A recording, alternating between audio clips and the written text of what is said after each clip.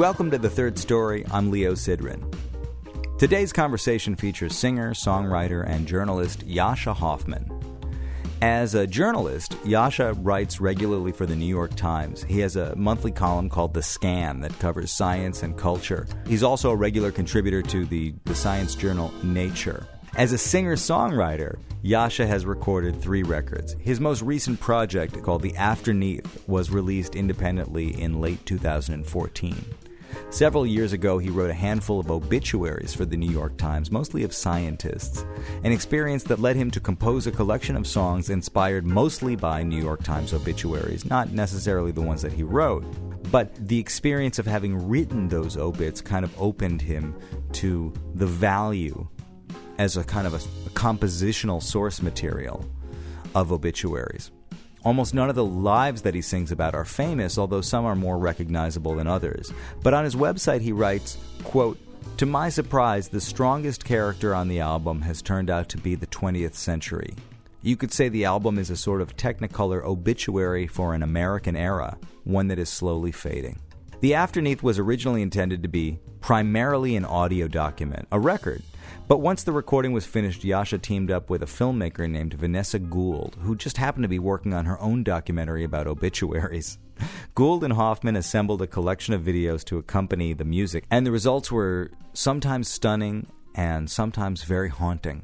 I have to confess that this project is close to my heart because I produced the record. I met Jascha a few years back, and we first worked together on his previous album called The Future Limited, a kind of sci-fi fugue state indie pop project, and then we reconvened a year later to make the Afterneath. Because I'm so close to the project and to Jascha, I'm not going to do too much to preface this conversation other than to say it was quite relaxed and free-flowing, easygoing. Sometimes my guests are mysterious or unknown to me, and other times they're very familiar. In this case, there wasn't much I could ask about his background that I didn't already know, which allowed us to dig in quickly to questions of process, success, failure, disappointment, delight, surprise. Once again, I found this conversation to be enlightening and highly enjoyable. Before we get started, I want to play a song from the Afterneath. Here's Jascha Hoffman's The Atom Bomb.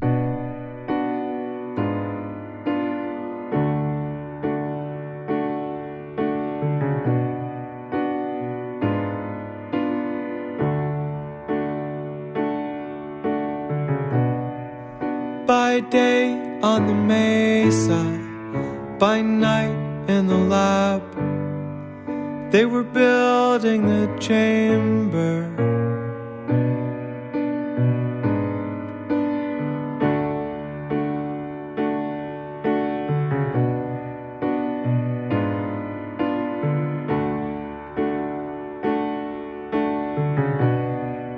As the sky pulled up inward, she was pressed to the sand, like an ocean above her, God's left hand. When it hit Hiroshima, she was out of her heart, so she boarded a steamer, the Red, Red Star.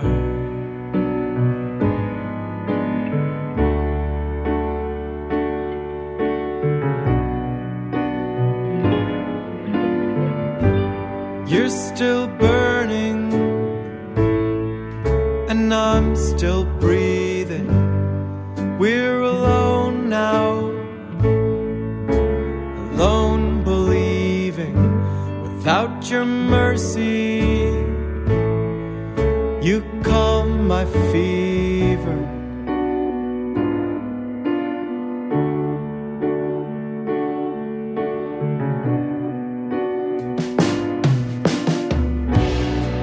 So she worked for the chairman, and she lived on a farm, and she raised up her children to fear the bomb.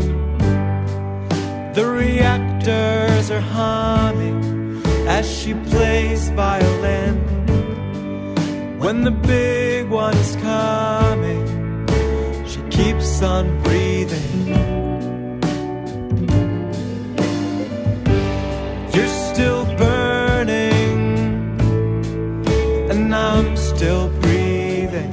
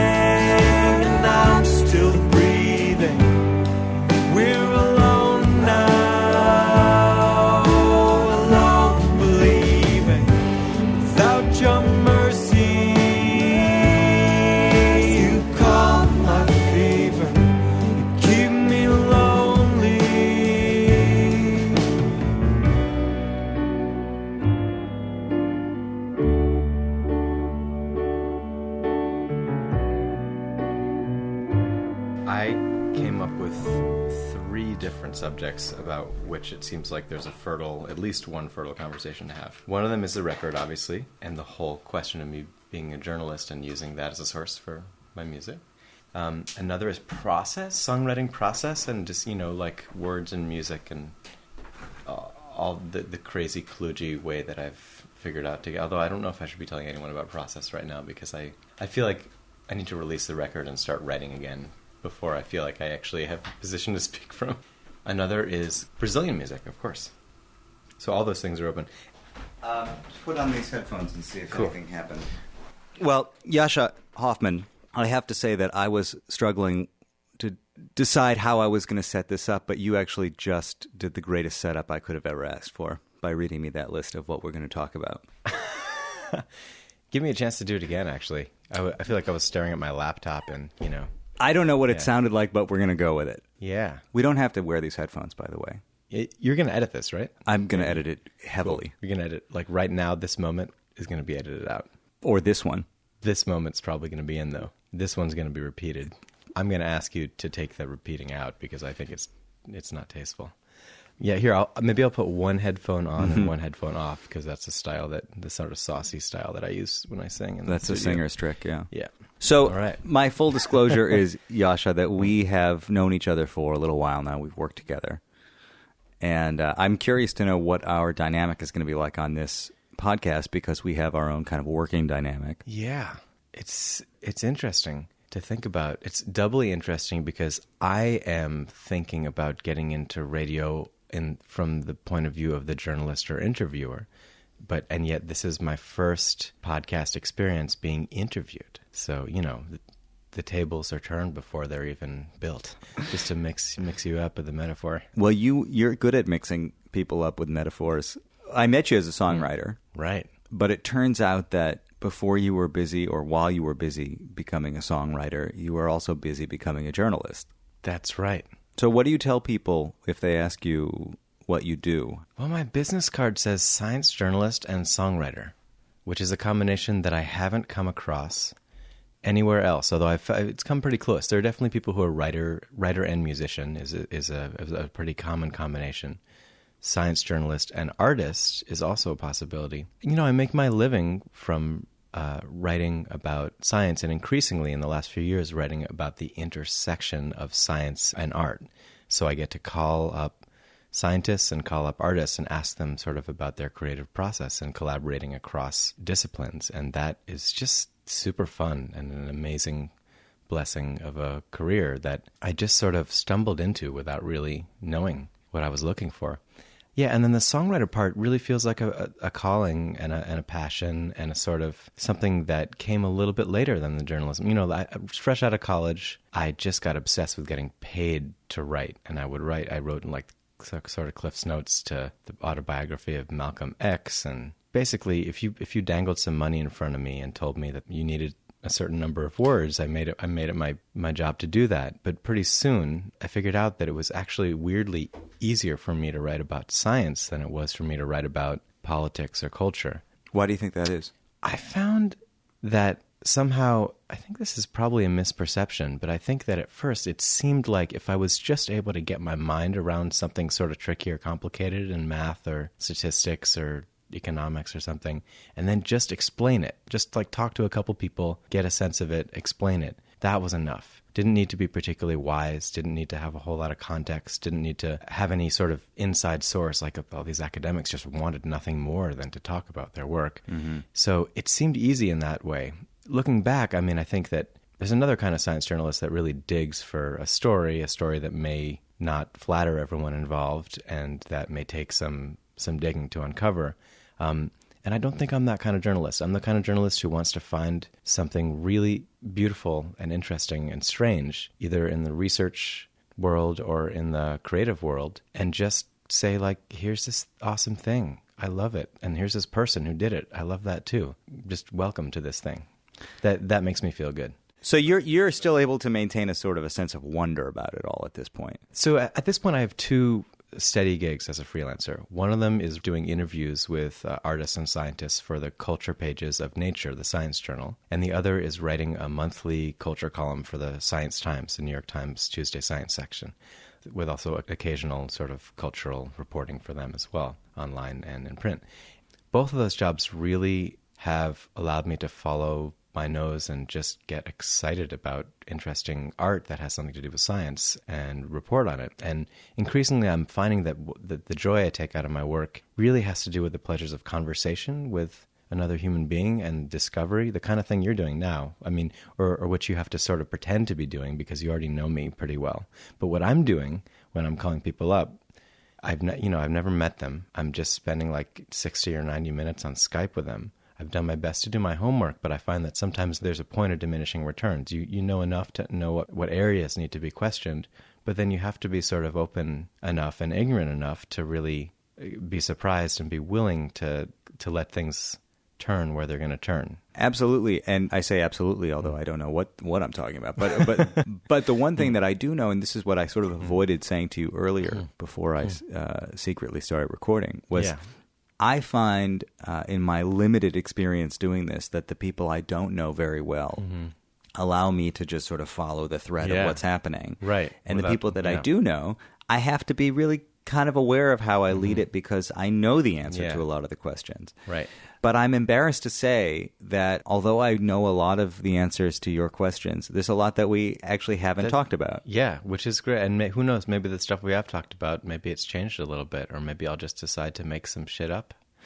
Well, the one thing that probably hasn't changed, but to be honest with you, I'm kind of ashamed to say I never asked you, is to talk about your life growing up, what it was like in the house when you were growing up. That's funny. I often start out with that question with my sources, and it has never occurred to me until now that it's actually a somewhat discomforting question. Because it's like, this isn't necessarily on your resume. You're asking someone to either reach back into their bag and pull out a chestnut that they have polished a number of times, or to actually be real with you about a process that was probably, at least in some ways, traumatic, because I think that's the definition of growing up. It's like letting some of the reality, the harsh reality of the world in. But with that in mind. But with that in mind, I grew up in Amherst, Massachusetts, in a sort of college town in western Massachusetts. And my father is a math professor, and my mother is a psychoanalyst. So it's a good spread, good for the math and the verbal section of the SATs or whatever. I went to a really amazing preschool. There was a sort of Waldorf-style, very progressive place where they would get everyone together at least once a week and have sing-along sessions. And some of the songs I sang, I probably haven't heard in years, but I remember them really super well. And then I went to public school. I'm sorry, I got to stop you. Stop me. I have to. Yeah. Can you give us an example of one of those songs? Absolutely. Let's see. Well, there's this one song about a cat who comes back. Have you heard this one? Right? I don't know. Are you just acting like you don't know? No, I honestly don't know. I went to a different great You went school, to a different school, but it wasn't Wisconsin. that one. It's probably songs about cheese. Yeah, cheese and beer, yeah. It seems to me like that is at the heart of what I feel music is for. And if there's one part of music, if I had to choose just one aspect of music to keep in my life, I would gladly let go of recording and gladly let go of songwriting and keep the sort of relationship you can have, the intimate relationship you can have with another human being when you're just sitting with them and singing a song to them and singing a song with them and hearing your voice blend with them. And did you have that in your own house? No. My dad is super into record collecting and hi-fi and really has a keen attention to lyrics. He's got a really sharp mind for lyrics and a very wide, open-minded musical curiosity. But neither of them were musicians, even in a sort of amateur way. My mom actually has recently, after I got back into singing and music, she also has joined the choir at her temple, and I just saw her sing, a 2-hour concert of all the Renaissance Jewish music in San Francisco. It's really, really Renaissance phenomenal. Jewish music. Some crazy stuff. Yeah. You didn't think it was out there, right? I'm not plugged into that. It's a scene. Yeah. Wow. But before we get into that, we have to just talk about the cat that comes back. Okay. You want to hear the song? I'd love to. I know you didn't want to do too much demonstration. I just don't know how the verses go, but the chorus goes, "The cat came back. Good down." It's like kind of like a fake jazz, like you thought he was a goner, but the cat came back. The very next day, the cat came back. I'm totally bludgeoning. I'm sure that it's interesting. There's some part of my brain that just would deeply recognize, if you played it back and you played it wrong, I would know it was wrong. Mm-hmm. But that part of my brain isn't really connected to the singing part of my brain right now, apparently. Is that, would you say, your earliest musical memory? Do you remember if your father was a record collector, what was he into? Yeah. Oh, man. So he had these incredible speakers that were like 9 feet tall and very thin, sort of like little wood paneled, incredibly thin. I don't know what to call those speakers. I don't know what tweet-tastic, hi-fi 1980s stuff. And he would play Sly and the Family Stone, and he would play a bunch of Beatles. Actually, the shutdown sound on our really early Macintosh computer, like circa 1990, was a relatively long audio sample of that little cadenza from the Led Zeppelin song that goes, been a long time, been a long time, been a long, lonely, lonely, lonely, lonely, lonely time. I don't, that must have taken up like a third of his hard drive.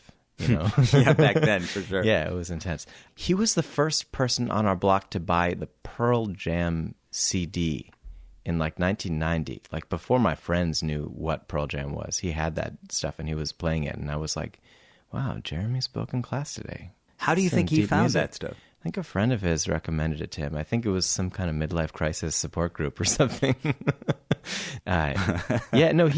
always been, he also had Jennifer Warnes, Leonard Cohen's backup singer. Gorgeous voice, somewhat cheesy production, but if you compare it to the Brazilians, I guess it was actually quite tasteful. But actually some really gorgeous songwriting. She had a whole album of Leonard Cohen covers that he was playing, and also an album of originals, and that stuff was in there at the ground floor too. Yeah, Mingus, a lot of Mingus. But yeah, unlike you, I wasn't just marinating in multiple streams of deep American music from the womb onward. I had to sort of, it's interesting. So I often feel regret about not having been exposed to all those languages and idioms in my critical period when I could have really stuck in there. I feel like in many ways I've been playing catch up my whole life. But there's something, I think there's an advantage also to the sort of the sense of discovery and the sense of ownership you get when you hear that Billy Joel song for the first time when you're 32. It's slow down, whatever. Yeah. Hold on a minute here. Yeah. You spent time on the East Coast, but at some point you moved to the West Coast. That's right. In 1992 or 3, we moved to Berkeley, California, which is a great place to be in high school. I went to a private school in Oakland and was actually pretty arts friendly back in the day, and had a bunch of close friends who went on to do something musical. I feel quite grateful for that. I mean, it wasn't, I guess I sort of took it for granted at the time, but yeah.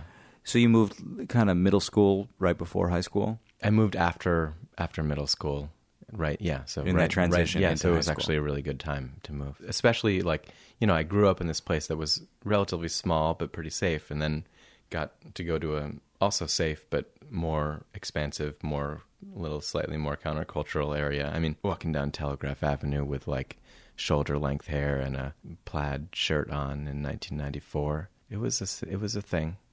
It was. I have a picture of myself wearing a Fish T-shirt and singing My One and Only Love at a summer jazz music camp. At what point did you start studying music officially, formally? Oh, good question. Well, I had some piano lessons as a younger kid, but they were relatively lax, and I didn't really learn a whole lot from them other than a general sense of encouragement that was actually a little bit discouraging, given how wide open it left the possibilities for music making and how little I knew about how to choose between them. You know what I mean? There was and I don't know. I think that there's sometimes the narrower the pipeline that you're being pushed through, the easier it is to kind of get somewhere. Mm-hmm. And, I think there's a fine line between it being so narrow that you get stuck and it being so wide that you're just kind of sitting there at the entry gate and wondering. And I feel like it was a little too loose at first. And then I think, there were I think a lot of it, I went to a wonderful music camp in Maine called Camp Encore Coda in Sweden, Maine. Had a camp counselor named Glenn Nelson, who was a fantastic Hammond organ player went on to become, I think he's a music teacher in Connecticut now, teaches elementary school. His kids must be really lucky. Super encouraging. But formal study of music, in high school, I did do some music. I took lessons on the bass clarinet for a year. I studied some piano. I played piano in jazz band and in combos, and I did some songwriting with a band called @ It was like the symbol @ back when email addresses were kind of new. Mm-hmm. We were pretty dorky, but pretty wonderful too. My brother wrote some songs for that band. I was just reminiscing about that with him. I could sing you a couple of those if you want. I wouldn't. You seem to like it when people break into song. So one of them goes, let's see. Well, one of his early fantastic masterpieces. I don't know. Your brother. Yeah, my brother. Jelly beans falling on my forehead. Jelly beans falling on my territory. Jelly beans, cinnamon and strawberry. That's great. Unbeatable. That's pretty great. Yeah, it's the strawberry part. Strawberry that puts it over the top. Yeah. Yeah, and then so for my band, he wrote a sort of bluegrass, an upbeat bluegrass song whose full lyric goes. I should give you a little background. The capital of Madagascar is Antananarivo. Okay. So the lyric of this song is Antananarivo, Madagascar.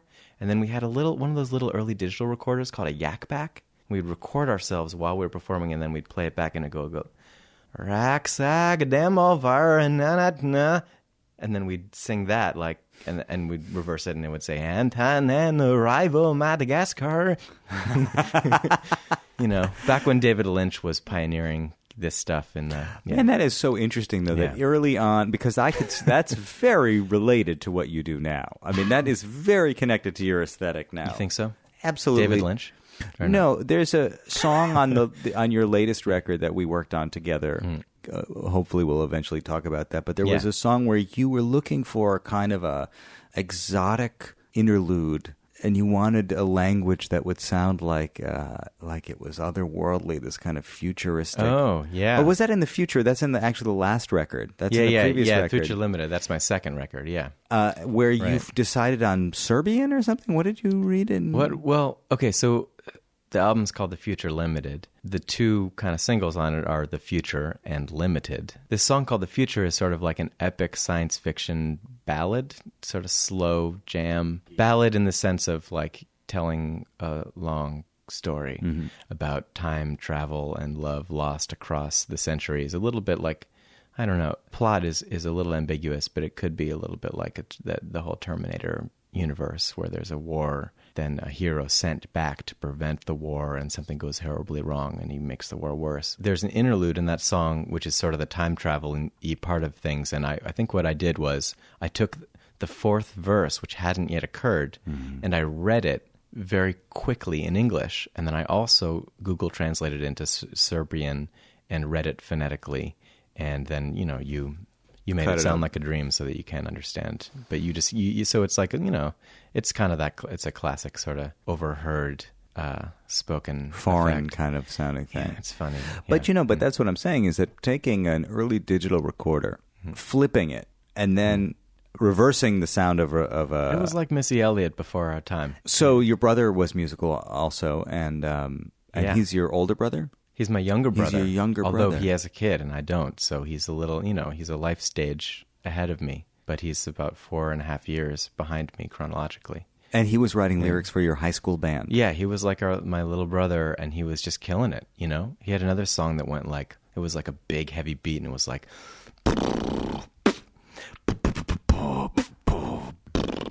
And then we go, multiple meltdown, shimmy and shake down, College of Georgetown, I really need a rub down, etc. It's a lot going on in one. It's really hard. One verse. It's just hard to. It's hard to know how anyone could improve, or even it was hard to know what to play after that song because everyone would be like, just play it again. Yeah. I've had gigs like that where you have a tune where you just need to, you just play it a few times because that's all you really... Yeah. I got the sense when I started to get to know you that you came from a house that really valued education. Yeah, I think so. From both of my parents. They're both brilliant and they're just sort of interested in everything. But I think especially for my dad, I got it like, he always had the New York Review of Books sitting around. He would be totally willing and interested in explaining to me some pretty abstruse math topics, and to the point where I would just start nodding my head as if I understood, and then at some point I actually did understand, and I almost felt like, how did that happen? Someone put something inside my head. I was just sitting here, But, it sounds not unrelated to what you do as a science journalist. Yes, I've sometimes, that hasn't escaped my notice. Like, I do think there's a sort of fusing of the ethics or the values behind both of their professions and the sort of passions that underlie them and the proclivities that underlie them. Like, my mom just spends a shit ton of time sitting down with people and talking with them and feeling things, and my dad spends a lot of time really stubbornly kind of going back and back and back again to a really, one problem, sometimes with a collaborator, sometimes alone, and just trying to understand from the ground up on his own terms how this thing works. And then he also spends a lot of time, reading around. He's totally omnivorous intellectually in a way that I really admire. And I think I'm kind of using both of those skill sets. And I think more than that, the skills come later. I think it has to do with values. I think it has to do with what seems to me to be a worthy use of my time. Like sitting down, empathizing and understanding with someone, check. Expanding the horizon of my understanding to meet something that I didn't even know I was curious about, check.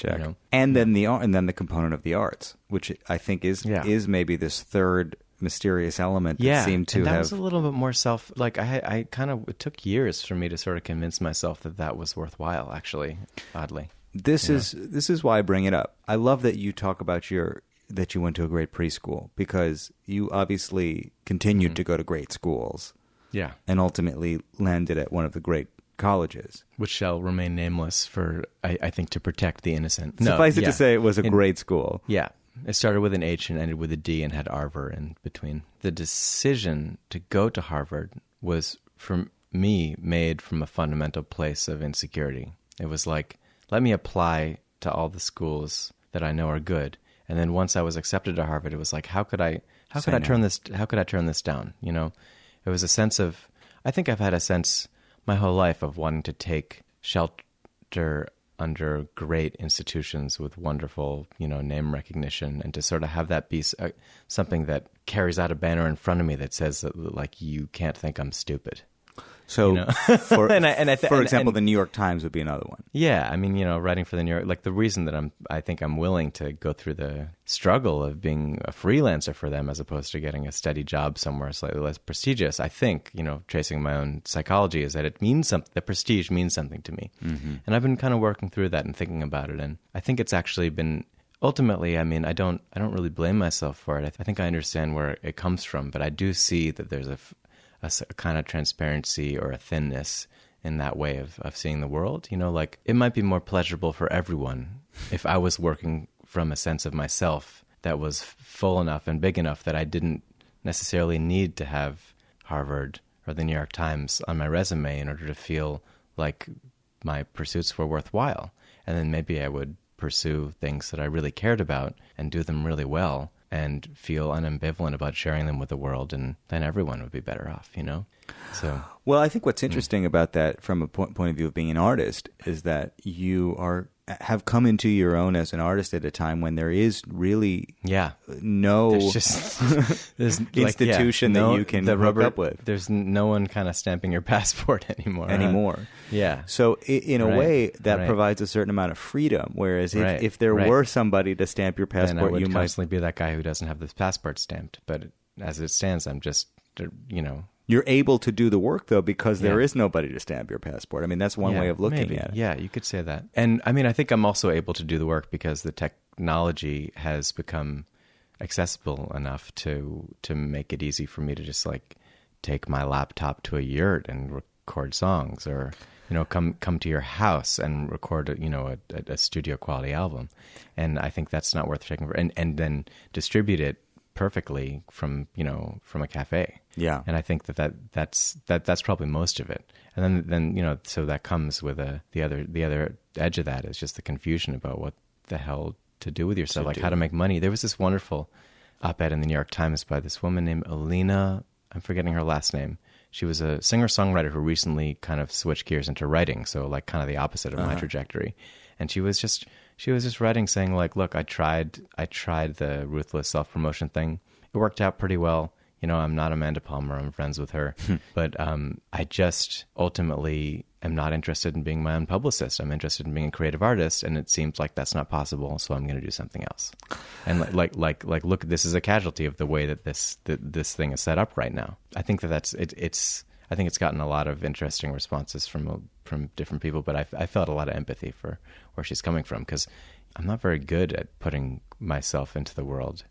No, and actually, surprisingly, you've done... No, I'm not saying no. I think you're very good at putting yourself into the world in terms of getting the work done. I mean, I think you and I have worked on 2 projects, musical projects. Right.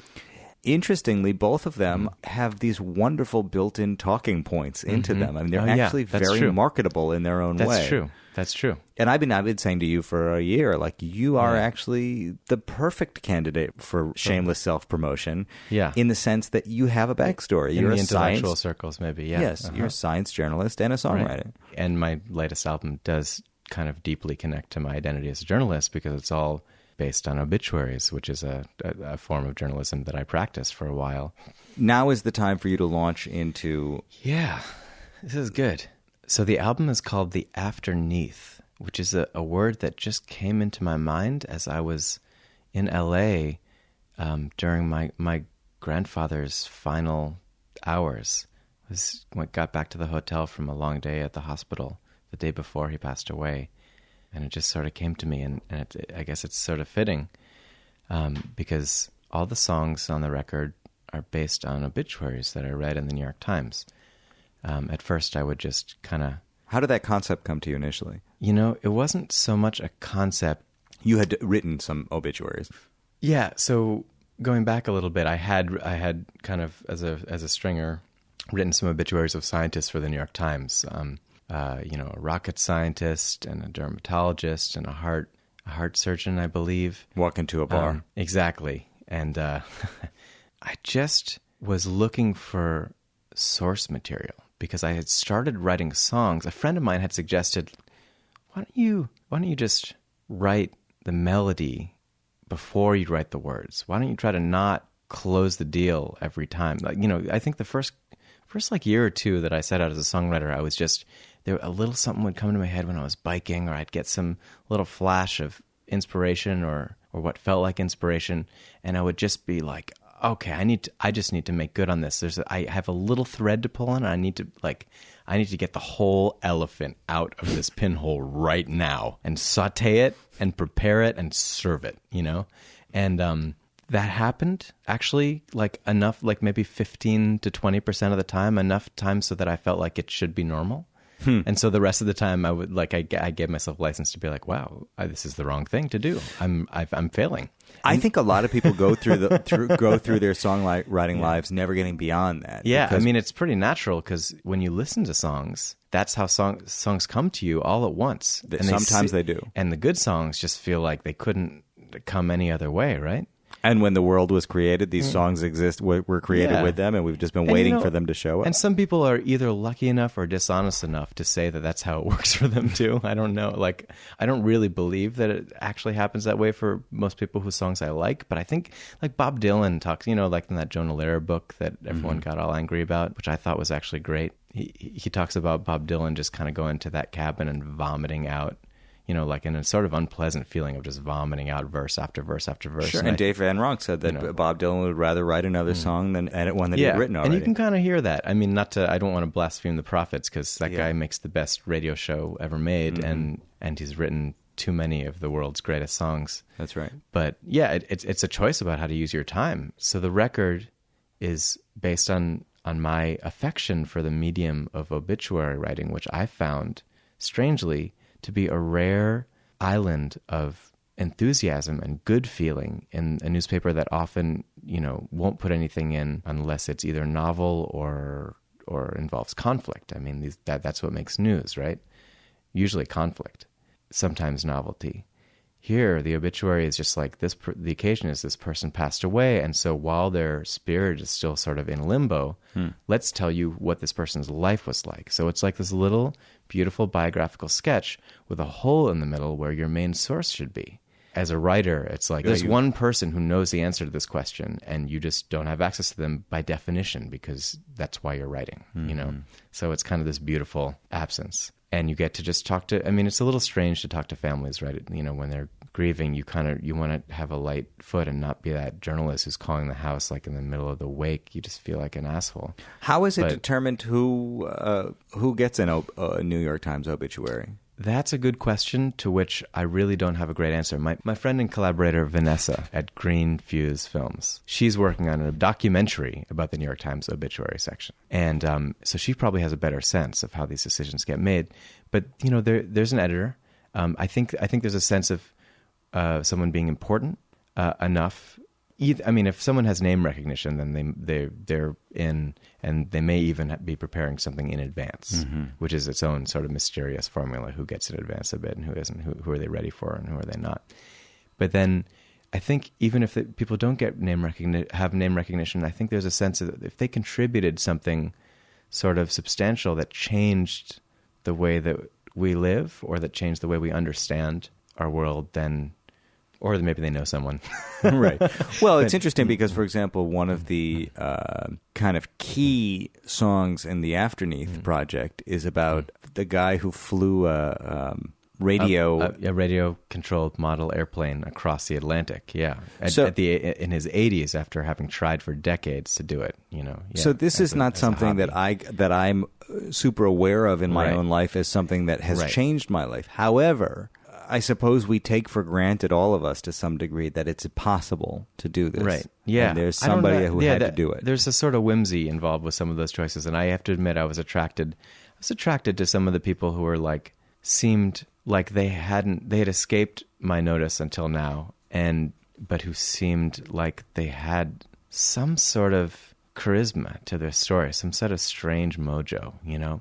And I think I gravitated away from famous people because it felt like famous people were already you were already kind of dealing with having to cut through what people thought they knew about this person and then deliver them something fresh, and it felt like too big a job for a song, which is often a song is either first or third person, but it's just it takes like one or maybe two moments or situations in time and sort of bridges them with a feeling, you know? I mean, the kind of pop song that I write. You don't always have the luxury of being able to tell a whole story, especially if people already think they know the story. So yeah, I would take these obscure people and get excited about them. And I think it's kind of funny and telling that probably the most famous person that you eulogize is Jack Kevorkian on the record. I mean, is that fair to say? That's the most famous? Yeah, he might be the most famous person on the record. I was going to say? And no, that's who I was thinking you were going to say, but that's just because I have ESP. That's the first track on the record, and I'm really, really happy with the way it came out. I think it's really lovely. I think you added this incredible sort of pseudo-Brazilian lub-dub medical heartbeat samba vibe, and it's very low key, and it's somewhat, what's the word, trance-like in its repetition. And there's a gorgeous interlude by our friend John Natchez, my colleague. I mean, I joked when we were doing the sort of pre-recording gigs and having you try to explain the concept of the record to an audience. Too much. And using the example of Jack Kevorkian. Yeah, it's like, come on, it's going to be a party, folks. Yeah, and it's a funny thing to explain because, you say I'm writing an album about obituaries, and people are like, oh, man. Like, wow. Do you happen to have a shot of cyanide? Because I'd like to kill myself now before you tell me anything else about that project. And it's actually a beautiful record, really great record. And strangely has probably more happy songs on it than any of my records so far. Yeah. Because all these songs have something to do with death. I think I also gravitated towards people whose lives had something to do with death. I think that there was a sort of implicit theminess to my choice of people. So there's Jack Kevorkian is maybe like a little bit over the top. But there's a woman named Joan Hinton who is a woman who worked on the Manhattan Project when she was super young. And then after the bomb was dropped, she got so disillusioned that she took off for China and just set up on a farm and became a pretty ardent Maoist and just lived there for the rest of her life. And I read about her first actually in that special issue of the New York Times Magazine that I think they at least used to do, called The Lives They Lived. And there's a way in which death is just wrapped into that story too, because she, without knowing it, and in her curiosity and in her ambition as a young person, she made this thing that killed all these people and created the potential to kill even more. Mm-hmm. Her response to it is kind of cryptic. I mean, I actually feel like, I think I deliberately didn't study up on her life. I use the obituaries that I could find as a source material, and then I'll let my imagination sort of take me the rest of the way with it, rather than I felt like that was enough of a fixed point. But there's a sense in which that, I mean, I guess especially in the chorus that recurs, she's kind of speaking to the bomb itself, and there's a sense in which that shadow of the destruction that she made possible and unleashed sort of follows her and determines how she lives. And there's a way in which she could be avoiding it, or she could be sort of like accepting it and embracing it. You don't know, but it's definitely deforming her path, this great force of death. And yeah, I mean, there's another song that's about a ping pong champion in the 30s and 40s, a young, kind of bright-faced all-American guy who wins all these ping pong championships, and then I think, loses the thread. Maybe I think he loses a critical match and ends up becoming a tax lawyer or accountant. I'm forgetting exactly which. And then sometime in his 70s, he picks up the paddle again and goes on to kick some ass in the senior leagues. That sense of a comeback also seems to me to like defy the usual trajectory that you tend to think about people having in their career and in aging. And it seemed like a kind of interesting envelope to use the sort of musical world where there's just like a steep ascent at the beginning and then a sort of like long plateau and then another feisty boost like right up to the end. He just like went out with a bang, and I found that really inspiring and wrote what I hope was a sort of happy, jangly Britpop type of tune. In some of the tunes, it's a downer. There's one kind of country song that's based on this guy who. This is the one I think the one that you're going. Oh no, I'm thinking of the Pistol. Oh yeah, right. The one that wasn't contemporaneous. Yeah, well, that's the only suicide on the record. Although arguably the John Paul Getty song, I mean, that was an overdose, I think. I could be wrong. I have actually worked as a professional fact checker.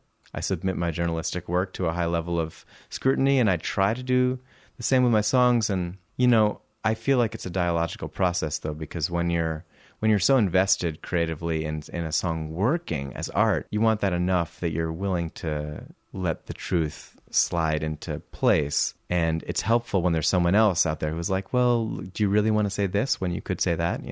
It's like, okay, cool. That sounds about 90% as good, and it's actually true. I do want to just pull back for a second here. Yeah. Because I think that you have done the Afterneath justice in terms of setting it up. Sure. And I think it's a brilliant work of yours. I really do. I think it's a wonderful collection of songs. And it really does speak to that intersection in your life between the kind of science journalism and songwriting. I really feel like you and I understand each other on a lot of levels. I think we respect each other, and we understand each other, and we understand our differences. You said something earlier in the conversation, and I thought that's interesting. You said you wish that you had been given such a rich, nutritious diet of music. And in fact, I actually think, in a lot of ways, that I was raised with a very religious diet of very specific things, and what I really learned was, particularly from my dad, what he liked and what he didn't like, Like we're a Rhodes family, not a Wurlitzer family. Well, we're a Wurlitzer family, not a Rhodes okay, family. Yeah, I told you that story that he said to me. There are Wurlitzer people and Rhodes people, and we are Wurlitzer people. That's amazing. I love that. Yeah, you know how long it took me to even figure out there were two kinds of electric different piano? Ones. Yeah, I know. Well, that's the thing, is that I wasn't necessarily raised with a very, very broad input, but I was raised at least knowing that there were these differences. I don't know, man. It seems like your dad is kind of a polymath, though. He's a Renaissance figure. I wasn't there in your house, but it seems to me like you got exposed to a lot of cool stuff. I did. Yeah, but ultimately, it came with an opinion attached to it. It came with an opinion, but actually, really, what it came with was be yourself and always trust your intuition. Yeah.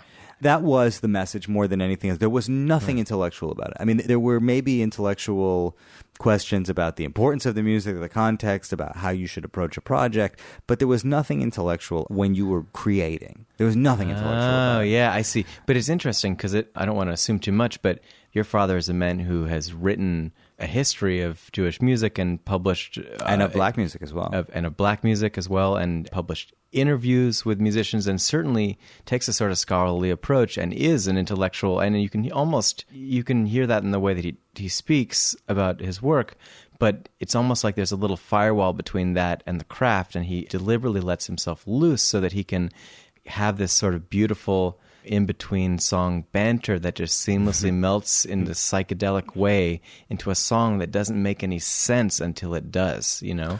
And, right, I know you had that experience. I had a religious experience. I had a conversion experience. A come to Jesus moment, yeah. So I'm aware of the interaction between, let's say, art and intellect to a certain degree. Right. And you approach it, I think, from the other side. Right, yeah, I think you might be right. So being in the studio with you, for example, I think you bring some of your journalistic integrity, but also your sort of science mind of what is the right way to do this. In one sense, the stakes seem like they're very high because you're making this thing that it is so close to perfect that you feel like you have a responsibility to the thing itself that you're making to deliver it as perfectly as you can. Mm-hmm. But then there's also like your responsibility to the rest of the world and to yourself to be sane. Somehow people find different ways of balancing those, and I think some of the happiest people are people who kind of really are able to be realistic about how much perfection their life can allow at any given moment, and to just kind of let themselves make like. So some people value the being in the zone, rather than producing the thing that they thought they wanted. You know, since I've known you, you dove really head first into a few things. And I have to give it to you that unlike a lot of people who engage in a certain amount of idle chatter and don't actually follow up, you really have realized pretty much everything that you said you were going to realize musically, or that you indicated that you wanted Interesting. to. Yeah. I would say musically the two most obvious influences that I see in you since I've worked with you have been Leonard Cohen and Caetano Veloso. Well, they kind of look like they could be played by the same person, right? If you think about it, they're like the good-looking, spiritual troubadour playboy, like poets who turned into singer-songwriters. Caetano's a little bit more of a singer. A little more of a singer. I would say I've gotten obsessed with both of those guys to equal measures, and I found that it's not even so much that I like their stuff more than other people, although I think I do. Mm-hmm. It's that like their songs seem to sort of come out of me in a way that feels natural. It feels like they're written for me. And so I feel I perk up and I'm like, oh, who is this person who wrote a song that feels good to sing and feels like it could be mine? Mm-hmm. And what would it be like if I wrote a song that was mine? It sounded like them. Well, that's interesting too, isn't it? Because your first record that I didn't know you when you made is maybe the only record that you made that is mostly you. The two things that we've worked on, The Future Limited and the Afterneath, are actually songwriting exercises that remove you from them. I think confessionalism is overrated. You know, I think it's been a big strain in American lyric poetry, and recently it's kind of assumed that if you're singing about something, then you're singing about yourself. Mm-hmm. I think sometimes it feels right, and I'm probably going to come back to a point where I'll draw from my own life more. But I've felt like, strangely, because of my own particular skills and hang-ups and, you know, whatever kind of weird birth trauma, however far back you want to go with it, like I've developed a songwriting system that sort of takes me a little bit out of the picture. I just happened into this, and it's been changing slightly, but this is basically the contour. I'll go away somewhere isolated. A yurt in the Santa Cruz hills, or somewhere where no one can hear you scream. And I'll take my laptop and a guitar and a keyboard maybe, and I'll just set up, and I'll set myself like 90-minute chunks of time where I just have to generate like one song sketch in every key, you know, and it doesn't matter what it is, but it just matters that I set a timer for like 15 minutes, and by the time that 15-minute timer is over, I've recorded something that maybe has a couple sections and maybe a little shot at an improvised bridge or something that feels like a song. Often find myself, after hating myself for writing the first 3 or 4 things, really dropping into a vein, and things 6, 7, and 8 are cluster up and are beautiful. And then, maybe I'll lose a thread and come back. And so I'll just do that. I'll just keep doing that and do that until I'm really, really tired of it. But also until I'm till it doesn't matter. The next thing, it's like, oh, well, how many song parts have I written today? Like, this one doesn't matter. And that frees you up to be more yourself. And it also sometimes frees me up to be more like other people. It just, you can take risks and the stakes are lower. And for me, I think some people just feel like that's easy, relatively easy already. For me, I think I have a pretty strong inhibitionary nexus that is kind of clamped on to the generative nexus. And that's just kind of like, it's just sitting there. And so this is through just volume, this sheer volume. I just kind of blast it off by making stuff that sucks and making stuff that's okay, and not even worrying about what's what, but just making it. And then I have a separate process of sort of listening and sorting through those drafts and clustering them into emotional frequencies or different categories. I've experimented with different ways and finding the ones I really get excited about and don't want to just stuck in my head. And then I'll find some literary source material, some chunks of text that... Do you have some sound if you're sketching a melody? Is there a vowel sound or a cluster of words that might come to you that helps to inform how you want to approach it lyrically? Yeah. Often it'll come with some kind of starter words, which I have learned to be skeptical of. Or really? I'll let those words come out insofar as they need to, but I will just not labor under the assumption that they have anything to do with the words that the song needs to be. Maybe they're just showing me what vowels are working for now, Maybe that is the chorus, but I'll figure that out later. That's not my job now. My job is just to get out of my own way, let it happen next, And then the next thing is sort of redemptive.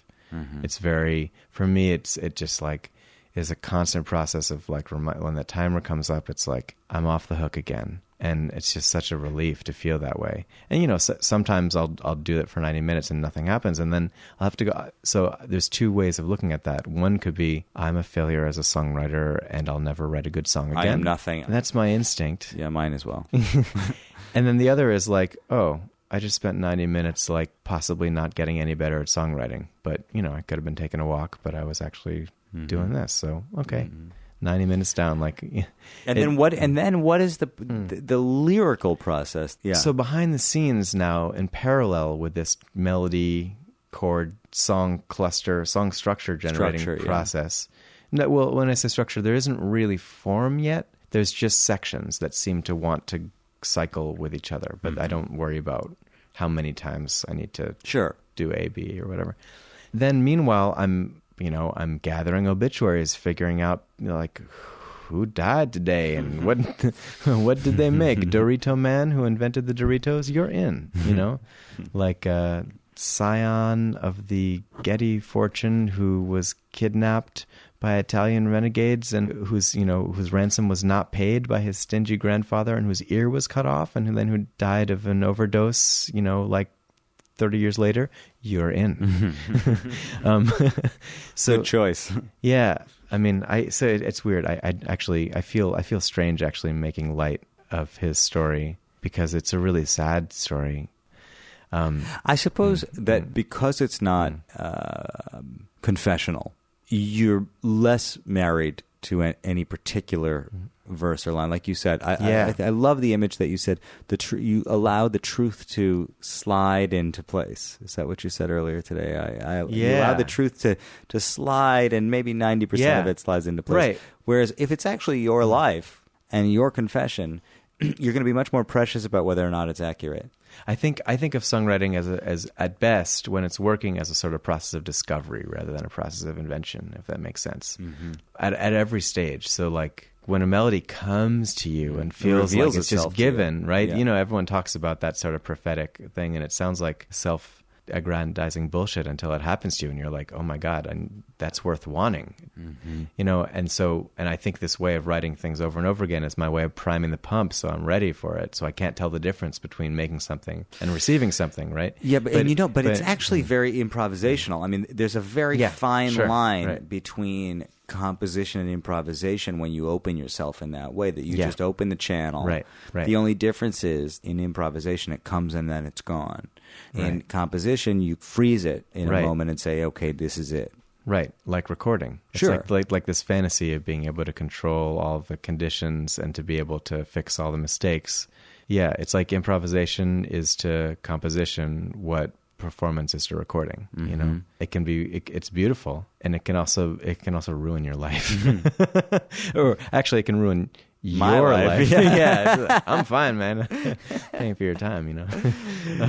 Yeah, well, there you have it. But I mean, I could also choose to be the kind of this is the conversation that happens over and over again. You know, you can choose to make a record that's just a captured moment, or you can choose to make a record that's a kind of a crafted piece that has been kind of worked over and reconsidered and has its own beauty. Right. It stands alone. No, yeah, absolutely. And I feel like I've never quite had the instrumental fluency to feel comfortable enough improvising to want to document it. Right. You know, I've actually recently sort of started experimenting with, through Brazilian music, I kind of back-ended into jazz, and through jazz I got into a little bit of improvisation, and that's allowed me to use my voice kind of a little bit as a horn, just discovering the potential for sort of non-verbal vocalization in a free-form, open-ended way, which has been super fun. It's very satisfying because instead of wondering whether you're getting it right, you can just be listening. Your job is just to open up and listen as hard as you can, you know? Hearing you talk about this, it almost seems like being an intelligent writer and being somebody for whom the words are so important. Yeah. The words for you in your songwriting are almost sort of like the institutional value that you place, in your professional life, which is totally understandable. I mean, you're a writer at heart. You're also a writer. Yeah, so. And I know how to do that. I think that's why I start with music rather than words. One reason is that, I know, because I think I have a more conscious intellectual grasp on the lyric writing, I'm more confident that I'll be able to adapt to whatever curveballs I throw myself with a melody. I know that if I leave that for the last, I'll find something that works. Yeah. It'll take some time. I'll find something. With a melody, it's more like it's still sort of in the magical phase. Like I'm still a child who's just experimenting around and trying to find something that works, and I don't know why it works. And then once it does, it's like, okay, quick, don't change anything. Let's record that. Yeah. I spend time wondering, and with a little bit of a sense of envy, what it's like to be raised with a kind of music education where you can just put the melody up on blocks and tinker around with it, and you have a sense mechanically of how it works.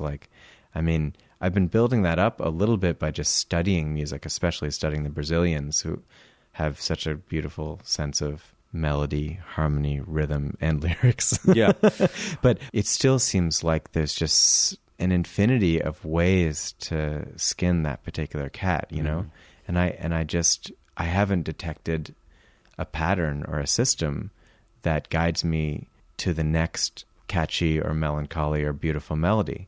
I have to discover it on its own terms, and there's something kind of beautiful about that, but it's also it feels super unreliable or inconsistent. The greatest songwriters, the ones that we love the most, still talk about those moments where they, it's not that they stop writing while they're waiting, another 10 years for a great song to reveal itself. But everybody's got that song that sort of just came out of them, and they can't understand why it came or where it came from, and they don't know how to get back there. If we knew how to get back there, we would all be there all the time. Right. The reason you work so hard is so that you have a chance of being ready to catch it when it comes back again, I think of Tom Waits and that beautiful interview he did with the woman who wrote Eat, Pray, Love, strangely. Oh, really? Elizabeth Gilbert was like a reporter and profiled him. I think I might have heard this on This American Life, actually. And he thinks of his songs, I think, sometimes as sort of spirits with human personalities that he's trying to coax in from some other dimension into our own. And so it's like, you see him pacing through the halls on the last day of recording in the studio, like, the whole family is in the car. We are waiting for you. We are waiting for you. He's like, he's cursing out this one song because it's not finished yet. And, it's like, it's time. And he's willing to be aggressive with it and to give it some tough love, because that's what you might do with a child, to teach them to come. Mm-hmm. And I think there's something really beautiful about that way of approaching things and not taking all that responsibility on yourself. Well, I think that's a good opportunity for us to say, okay, good. I wanted to talk to you today because we're friends and because I knew that you would appreciate what I'm trying to do here, and I wanted to hear your story and do it with you. But I do feel compelled to say that talking to you right now, I think, is like a really crucial time in your life to be talking. I really look forward to seeing what comes next, and maybe we'll get to work on it together. Sounds good. Thanks, Jascha. Thanks, dude. But the cat came back. He just couldn't stay away. He just couldn't stay away. He just couldn't stay.